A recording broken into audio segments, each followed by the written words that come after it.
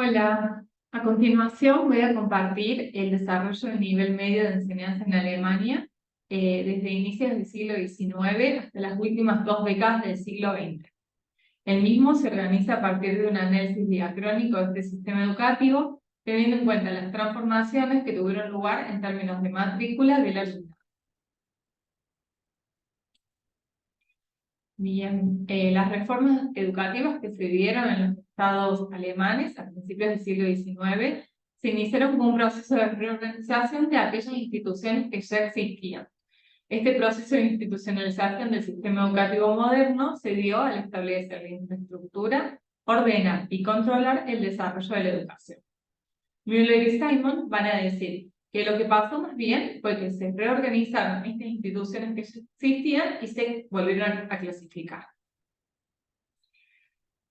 Las primeras instituciones educativas comenzaron en Prusia a mediados del siglo XVIII y principios del siglo XIX mediante el reinado del rey Felipe I. Posteriormente se inicia el proceso de sistematización del sistema educativo naciente. Se inicia un proceso en el cual grupos de tipos de escuelas diversificadas e instituciones con orientación profesional se transforman en un sistema educativo que los autores van a decir ha llegado a ser paradigmático para las sociedades modernas. Hasta en ese momento la educación se caracterizaba por estar dirigida a población mayoritariamente que tenía relaciones de tipo feudal, y para el acceso a la educación se trató de un mecanismo de indoctrinación o adoctrinación, en donde el canto religioso, la Biblia y la enseñanza de lenguas clásicas, así como las formas monárquicas, eran los aspectos más relevantes, para luego dar lugar a cuestiones como la lectura, la escritura y otras. Bien, entonces vamos a intentar hacer hincapié en cómo se conforma la matrícula, y los autores van a decir que la aparición y consolidación del sistema educativo se encuentra estrechamente relacionada con los procesos regionales que se producen en Alemania, teniendo en cuenta cambios sociales más amplios, como el crecimiento de la población, los procesos de urbanización e industrialización, el desarrollo económico y la estructura social.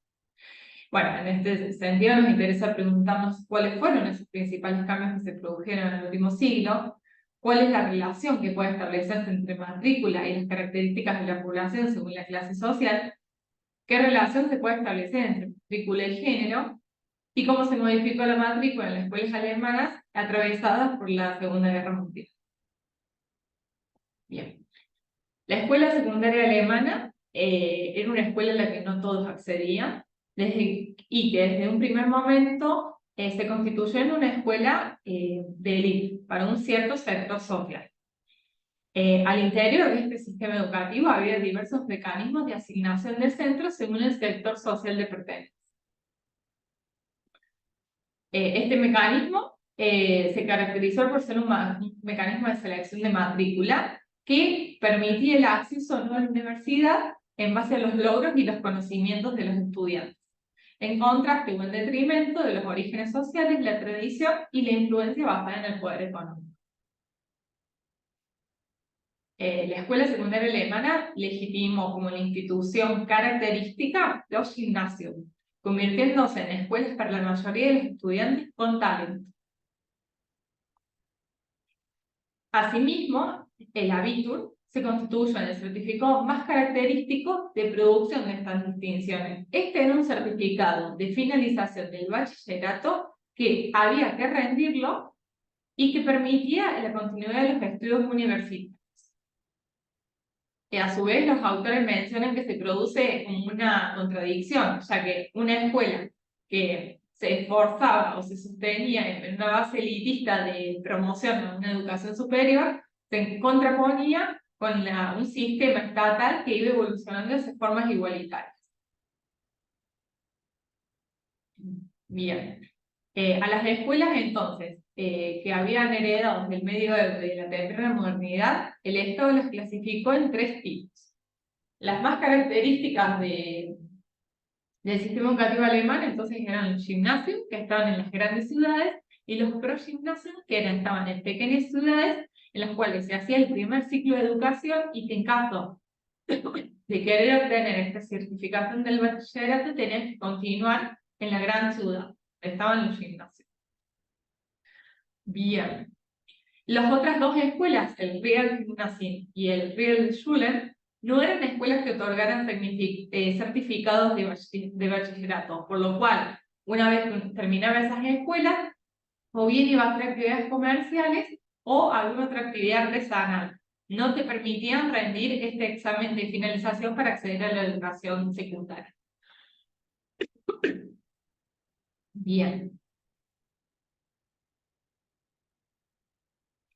Esta institución, que es la institución característica del sistema educativo alemán, está distribuido por todo el país y pedía este certificado, pero para poder acceder a estas instituciones no alcanzaba con tener solamente la escuela primaria. Era necesario tener otros conocimientos, como por ejemplo las lenguas clásicas. La cuestión es que el latín no se enseñaba en la escuela primaria y solo podían acceder quienes pagaban la enseñanza particular de este idioma, lo cual se constituía en un mecanismo implícito de selección de matrícula, ya que tenías que tener este otro idioma y a la vez la finalización de la primaria para poder acceder al gimnasio. Asimismo, de todos los que ingresaban, solo una parte muy pequeña llegaba a titularse, como por ejemplo, aquí tenemos un caso que dice que en 1865, a mediados del siglo XIX, en Berlín, apenas un 24% completaban este estudio superior. Bien. Bien, como dijimos anteriormente, hacia el 1900, la educación secundaria tenía lugar en pequeñas instituciones de élite, que estaban separadas de la enseñanza primaria y que proveían un título terminal. Bien, los primeros cambios en la matrícula se producen con la gran industrialización entre 1870 y 1911, es decir, un poco más de mediados del siglo XIX, en el cual se produce un aumento de la población, movilidad social en términos de la urbanización y gran movilidad en relación al acceso a estos gimnasios y otras escuelas secundarias. Sin embargo, no va a ser tan significativa la cantidad de gente que accede a estas instituciones de élite, pero sí a otras escuelas secundarias. Se produjo en este periodo un exceso de oferta, es decir, que de pronto estudiantes universitarios, estudiantes a carreras académicas, habían obtenido este título terminal, pero no podían continuar sus estudios en cierres. Hacia 1875, por ejemplo, encontramos que de 1000 varones en edad secundaria, 29 asistían a los gimnasios y 18 a una escuela moderna secundaria con o sin latín, pero que no otorgaba título de terminalidad. Hacia 1910, la matrícula había aumentado considerablemente, pero solamente en las escuelas modernas secundarias. Es decir, se había incrementado en un 60%. Pero la matrícula en las escuelas de élite se mantenía igual prácticamente. Los autores lo que van a decir es que se produjo un proceso de selección de la matrícula que se llamó autoeliminación, por el cual aquellos padres que no habían asistido a los gimnasios no anotaban a sus alumnos en estas instituciones y optaban por algún otro tipo de institución. Bueno, acá un poco lo que van a decir es esto, que aumentó continuamente, con continuidad entre 1832 y 1926, pero que en estas instituciones de élite solo siguió la tendencia, se me pasó, hasta 1885.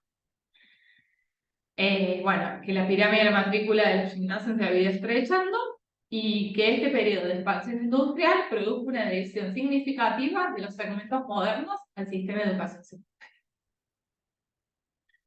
Bien, a ver.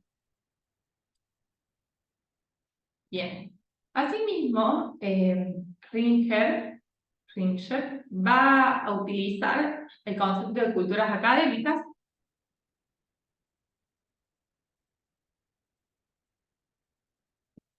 que no lo voy a desarrollar en profundidad, pero él emplea estos tres indicadores para analizar las características del sistema educativo alemán. Cuando habla de inclusividad, va a decir que se refiere al número de matrículas por cada grupo de edad en los distintos niveles del sistema. Cuando habla de progresividad, se refiere al número de alumnos en escuelas secundarias provenientes de sectores de clase media inferior o trabajadora que progresivamente se fueron incorporando a este sistema educativo. Y al hablar de segmentación, dice que es, desde el punto de vista social, la característica más significativa y que se producen dos procesos, segmentación vertical y horizontal. Bien, el autor va a decir que la escuela secundaria hacia fines del siglo XIX seguía preparando a la mayor parte de sus estudiantes para las profesiones tradicionales. Y que la única excepción fueron las Overreal School, que enviaban a muchos de sus graduados al mundo de los negocios, y más en particular a las profesiones técnicas. Es decir, que si bien hubo un progreso en términos de matrícula del alumnado en ese conforme avanzó el siglo XIX, había continuidad en las profesiones de destino de estos estudiantes. Asimismo, va a decir que la distribución de la matrícula hacia el final del siglo en la educación secundaria fue bastante progresiva. Digamos, aquí lo que va a decir es que se diversifica el punto de partida de los alumnos que ingresaban a estas instituciones. Y que digamos, hubo un aumento del número de grados que provenían de las clases industriales media y media baja. Esto como efecto de los procesos de industrialización de que hablamos anteriormente. Y acá nos va a dar algunos números. Va a decir que 2% de todos los padres eran propietarios y 11 de 100 eran granjeros, que el grupo más prominente era de padres profesionales y que una tercera parte provenía de familias artesanos, comerciantes y industriales. Bien. Bueno, acá en esta tabla, la número 2, es lo que va a indicar es en total de la escuela secundaria de qué profesiones provenían al ingreso sus familias, por ejemplo, de familias de profesionales, y hacia qué profesiones aspiraban en el egreso los jóvenes que terminaban. Entonces, por ejemplo, un 19% venían de familias de profesionales, pero un 68% aspiraba a dedicarse a alguna profesión. El número de agricultores y otros disminuía, el de artesanos prácticamente era nulo. Bien. Bueno, y después va a hacer esta distinción según las distintas instituciones. Vemos que el número más alto se lo llevaban a estas instituciones de gimnasio. Bien, hacia fines del siglo XIX, el gimnasio fue más progresivo en cuanto a la admisión de alumnos. Se observa, si bien había una presencia dominante de clase media y alta, esta fue fuertemente complementada por la clase media y media baja. Bien. Bien, por otro lado, nos interesa pensar qué sucede cuando se produce esta intersección entre género y matrícula. Pensar la diferenciación de acceso a la educación en términos de la categoría género se entiende como un constructo social y cultural de las identidades y relaciones sociales que produce diferencias de acceso, en este caso el sistema educativo, entre hombres y mujeres. Nos preguntamos entonces quiénes accedían a la escuela secundaria en el del sistema educativo y de qué modo se conformaba esta matrícula. Si bien no encontré mucha información al respecto, lo que sí puedo mencionar es que las escuelas masculinas se convirtieron en el núcleo del sistema moderno alemán. Es decir, todo lo que mencionamos anteriormente nos referimos en términos de alumnos y matrículas de escuelas masculinas, que además es de lo que hay información institucionalizada, digamos, formal. Las escuelas secundarias femeninas recién se integraron al sistema en principios del siglo XX, es decir, en 1900.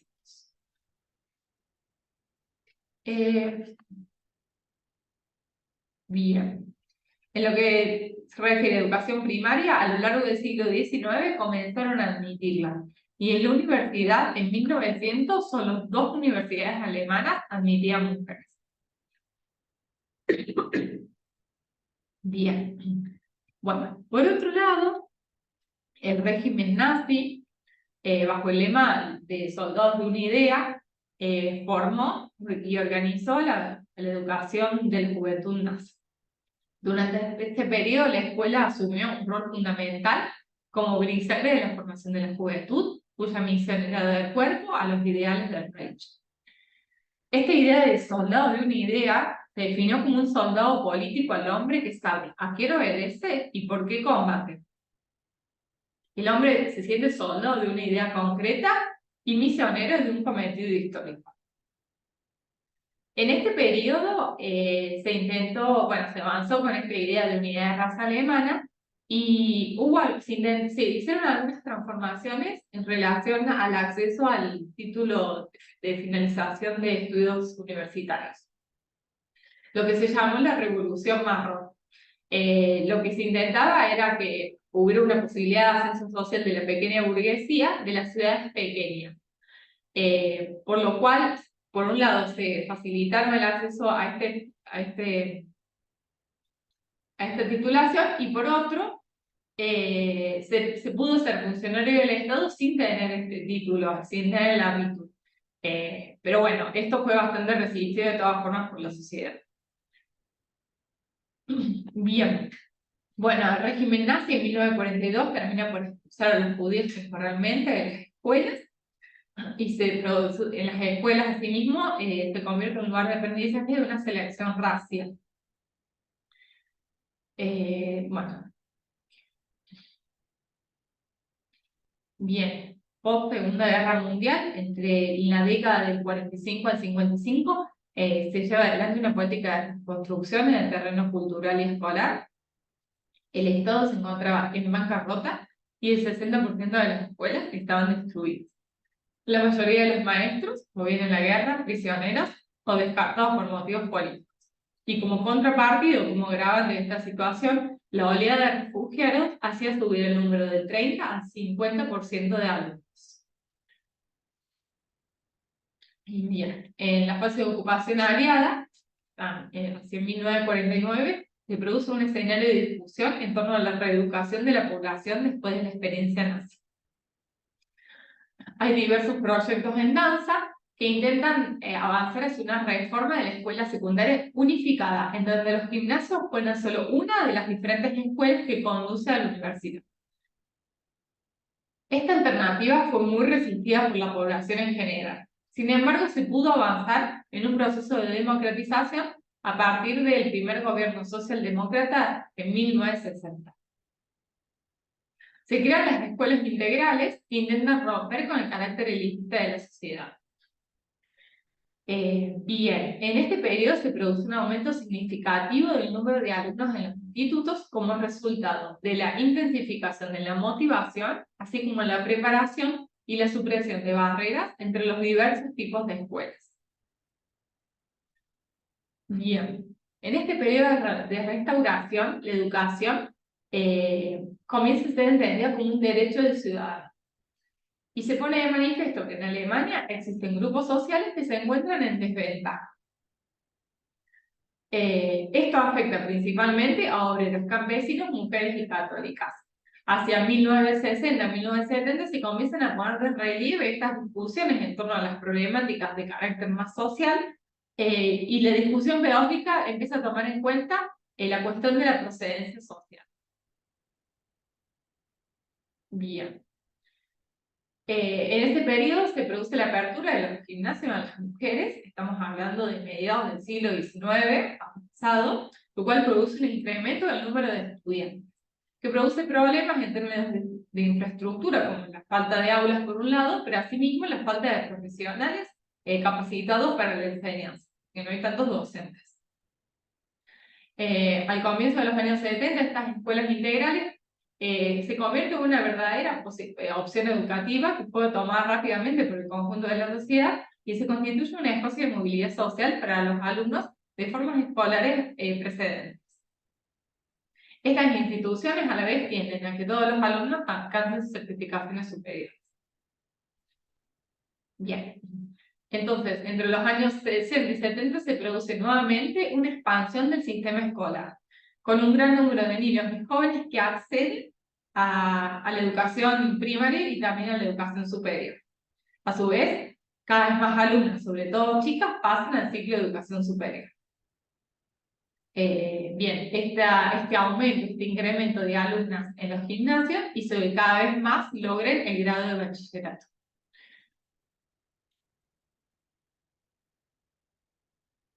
Bien. Bueno, para retomar esta idea de matrícula y género, esto sí es algo que digamos, a partir del siglo XIX, XX avanzado, se habla de coeducación, es decir, de la enseñanza conjunta de varones y mujeres en las mismas aulas, que actualmente es un asunto polémico debido a las consecuencias negativas que tiene para las chicas. Este es un debate que en la actualidad es vigente, que ya se había comenzado a tratar, aunque sea tímidamente en aquella época, y que digamos, lo que mencionan es que se reclaman en posiciones feministas que las chicas deben ser mejor formadas en el ámbito de las ciencias naturales y de las informáticas y que no debe haber coeducación, ya que la educación conjunta de hombres y mujeres va en detrimento de la enseñanza de las mujeres. Bueno, muy bien, hasta aquí llegué.